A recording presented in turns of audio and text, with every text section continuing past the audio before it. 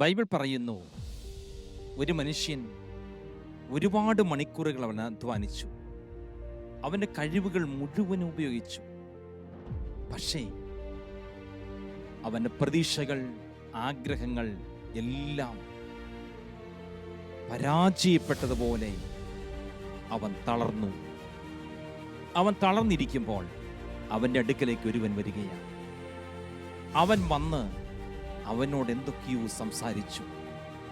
ആ സംസാരം കഴിഞ്ഞപ്പോൾ അവൻ്റെ കണ്ണുകൾ തിളങ്ങുവാൻ തുടങ്ങി. അവൻ്റെ മുഖം പ്രതീക്ഷകൾ കൊണ്ട് നിറയപ്പെട്ടു. അവൻ പറഞ്ഞതുപോലെ എവിടെ അവൻ പരാജയപ്പെട്ടോ, എവിടെ അവൻ തളർന്നോ, എവിടെ അവൻ ക്ഷീണിച്ചോ, അവിടെ തന്നെ വീണ്ടും അവൻ അധ്വാനിച്ചു.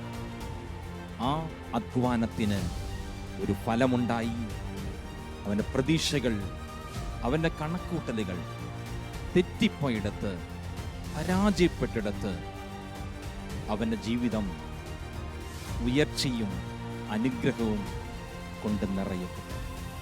അവനോട് ആരാ സംസാരിച്ചതെന്ന് നിങ്ങൾക്കറിയണ്ടേ?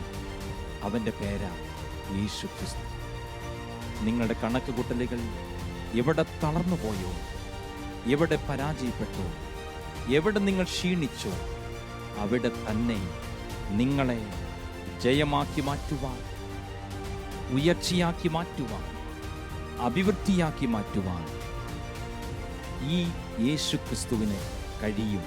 കാരണം അവൻ ഇന്നലെയും ഇന്നും എന്നേക്കും മാറ്റമില്ലാത്തവനാണ്. തീർച്ചയായും